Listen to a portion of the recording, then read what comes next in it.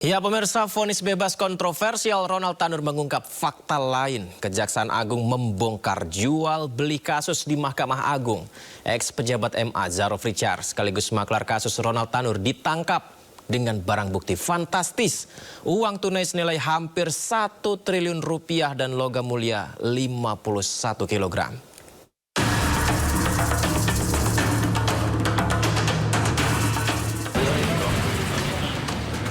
Vonis bebas kontroversial atas Gregorius Ronald Tanur ternyata hanya puncak gunung es. Kejaksaan Agung menemukan kejahatan lebih besar di baliknya, jual beli kasus di Mahkamah Agung. Penelusuran atas aliran dana 3 hakim agung dalam vonis bebas Ronald Tanur mengungkap keberadaan maklar kasus di Mahkamah Agung. Vonis bebas Ronald Tanur diduga diatur oleh Zarof Richard, seorang pensiunan pejabat Mahkamah Agung.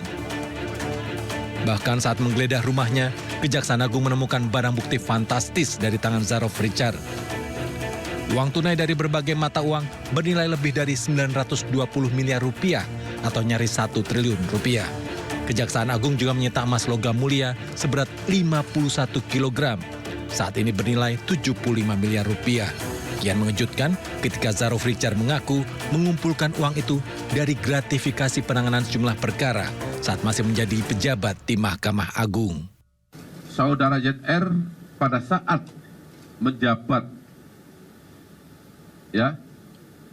menjabat, sebagai kapus diklat tadi saya katakan, menerima gratifikasi pengurusan perkara-perkara di Mahkamah Agung dalam bentuk berbagai macam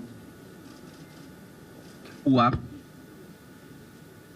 ada yang rupiah dan ada yang mata uang asing. Sebagaimana kita lihat di depan ini, yang seluruhnya jika dikonversi dalam bentuk rupiah sejumlah 920 miliar 912 juta 303.714 rupiah. Keberadaan maklar kasus di Mahkamah Agung ini berawal dari penangkapan 3 hakim Pengadilan Negeri Surabaya, Heru Hanindoyo, Erintuah Damanik, dan Mangapul, beserta seorang wanita pengacara, Lisa Rahmat, atas dugaan menerima suap untuk memvonis bebas Ronald Tanur. Kejaksaan Agung menemukan aliran dana kepada 3 hakim yang melibatkan pengacara Gregorius Ronald Tanur.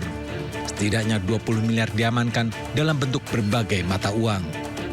Penggeledahan dilakukan di 3 kota, Surabaya, Semarang, dan Jakarta. Dari rumah Lisa Rahmat di Surabaya dan apartemennya di Jakarta, disita uang tunai dalam mata uang rupiah, dolar Amerika, dan dolar Singapura. Lokasi lain, apartemen Erintuah Damanik di Surabaya dan Semarang.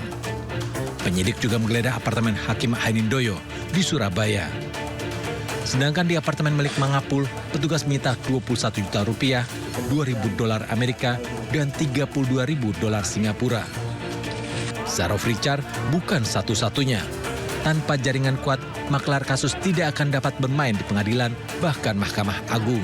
Akankah pengungkapan jual beli kasus di Mahkamah Agung berakhir di Zarof Richard? Kita tunggu keseriusan aparat menegakkan hukum di Republik tercinta ini.